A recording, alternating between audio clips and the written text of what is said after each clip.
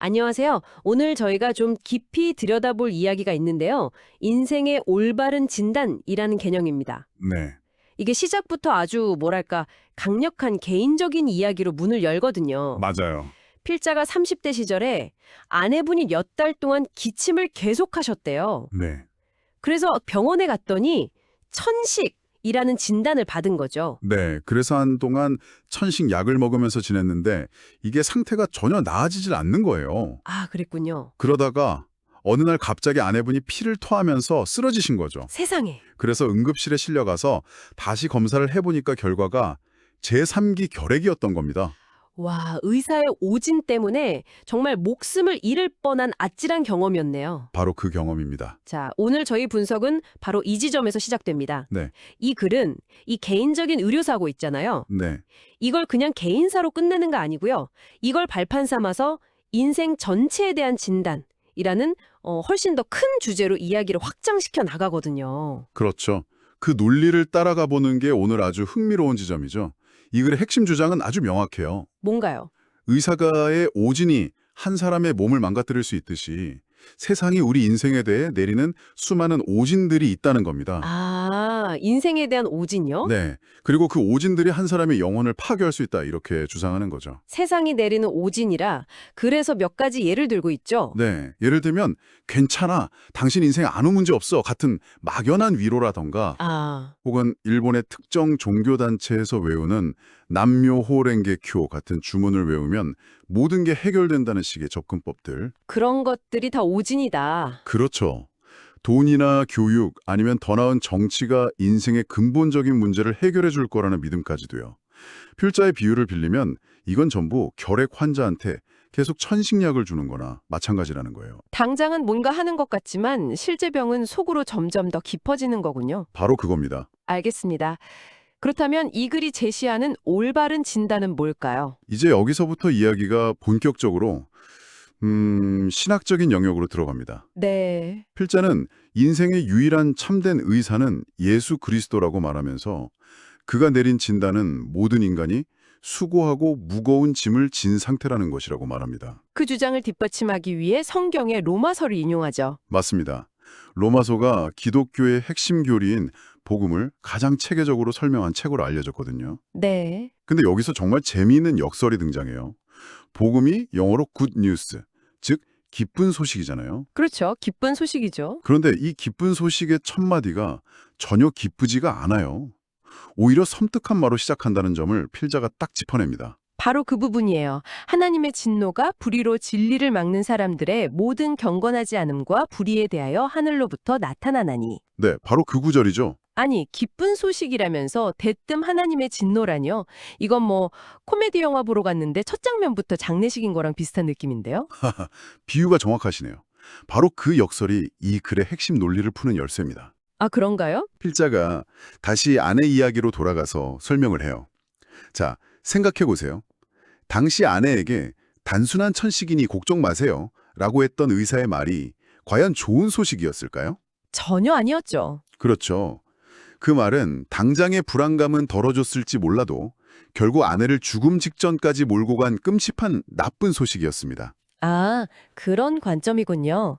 오히려 당신은 제3기 결핵입니다. 상태가 아주 심각합니다.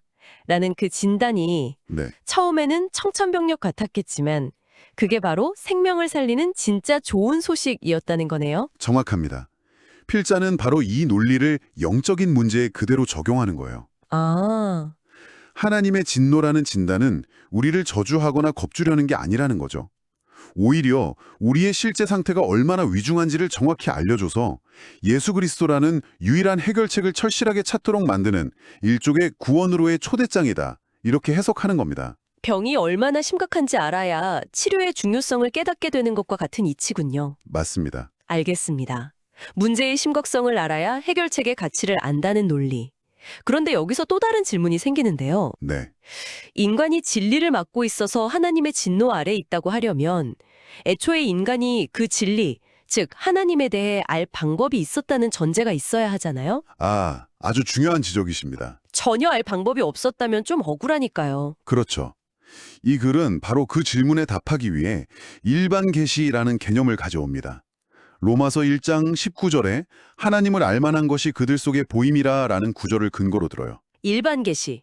용어가 좀 어려운데 구체적으로 어떤 방법들을 말하는 건가요? 딱 마주했을 때 인간이 느끼는 그 경외감 있잖아요. 아, 있죠. 뭔가 압도되는 느낌? 바로 그게 증거라는 거죠.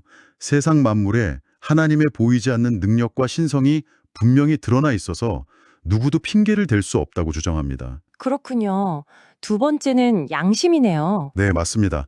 인간의 마음속에 있는 양심이 하나님의 뜻을 감지하는 일종의 레이더 역할을 한다는 겁니다. 아무도 안 보는 데서 나쁜 짓을 하면 괜히 막 캥기고 죄책감을 느끼는 게 그 증거라고 하죠.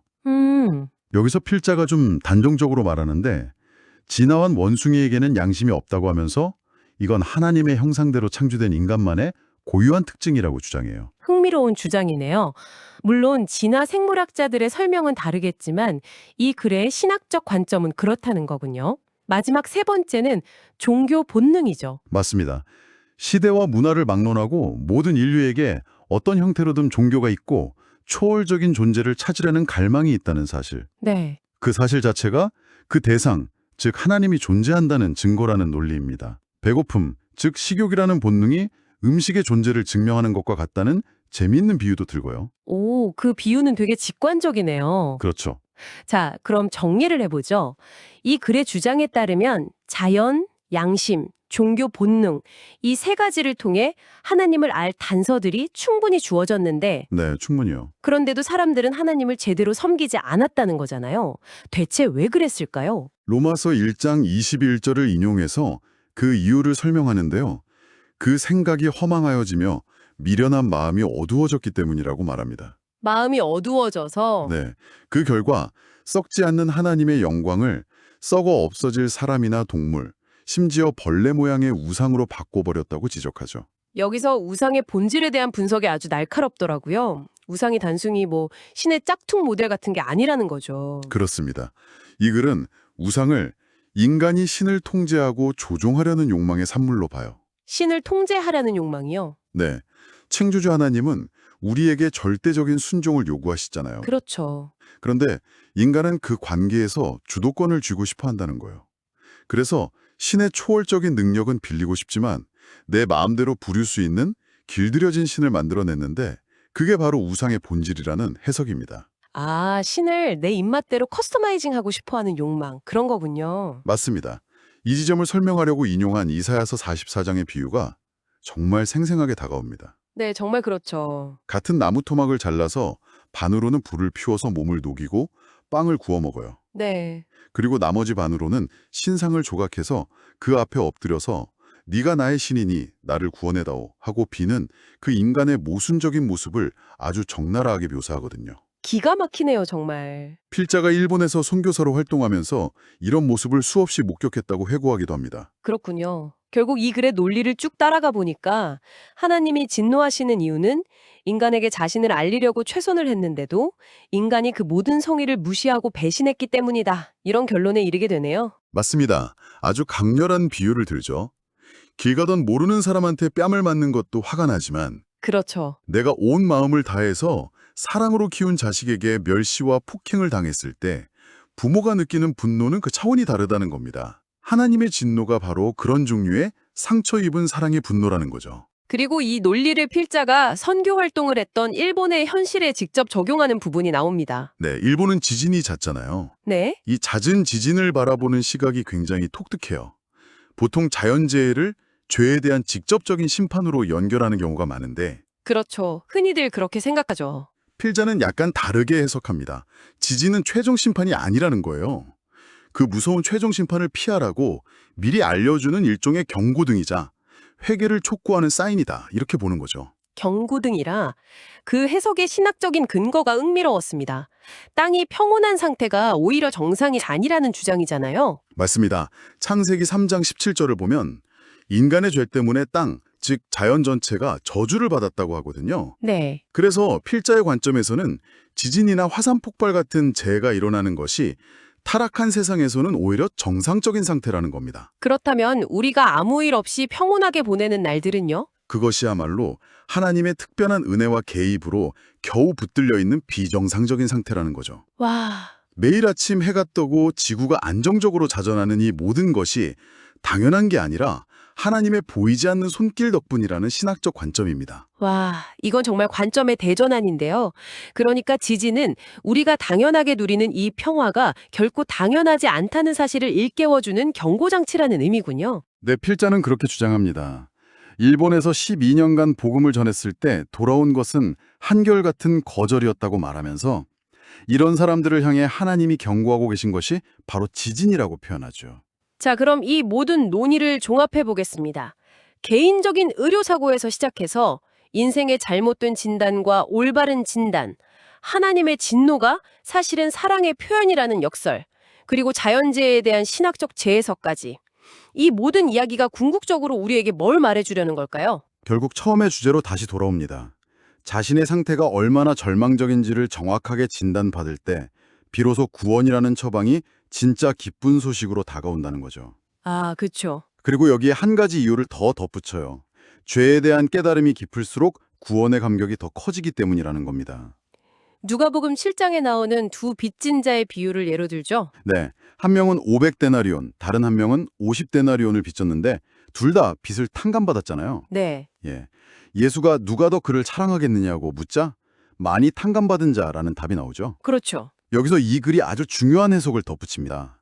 많이 탕감받았다는 게 실제로 죄를 더 많이 지었다는 뜻이라기보다는 아, 그게 아니라요. 자신이 탕감받은 빚이 얼마나 큰지를 깨닫는 인식의 차이로 봐야 한다는 겁니다. 아, 인식의 차이. 네, 5억의 빚을 탕감받은 사람과 5천만 원의 빚을 탕감받은 사람의 감사함의 크기가 다른 것처럼 구원의 감격 역시 자신의 죄와 하나님의 진노에 대한 깨달음의 깊이에 비례한다는 거죠. 결국 로마서가 하나님의 진노라는 무서운 진단부터 시작하는 이유가 그 진단을 통해 우리가 얼마나 엄청난 은혜로 구원받았는지를 더 깊이 깨닫게 하려는 일종의 극적인 장치였다. 이런 결론에 도달하는군요. 그렇습니다.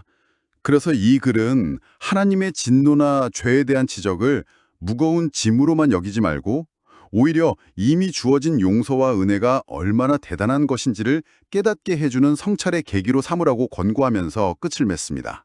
오늘 저희가 분석한 글은 하나의 강력한 비유를 축으로 삼아서 인생 문제에 대한 특정 신학적 관점을 아주 치밀하고 논리적으로 전개해 나갔습니다. 그 주장에 동의하든 안 하든 정확한 진단의 중요성과 그것이 어떻게 해결책의 가치를 극대화하는지에 대한 설득력 있는 논증을 보여준 것 같네요. 네, 오늘 이 분석을 들으신 여러분께 마지막으로 생각해 볼 질문을 하나 드리고 싶네요. 네. 이 글은 신학적인 틀 안에서 부정적인 진단이 어떻게 긍정적인 해결책의 가치를 높이는지 보여주었습니다. 그렇죠. 그렇다면 신앙의 문제를 떠나서 여러분의 삶에서는 어떠신가요? 건강이든 인간관계든 혹은 커리어의 문제든 때로는 마주하기 불편하고 고통스러운 현실을 정면으로 진단하는 것이 오히려 진짜 해결책을 찾는 결정적인 첫걸음이 되었던 경험은 없으셨나요? 한 번쯤은 돌아보시는 것도 의미 있을 것 같습니다.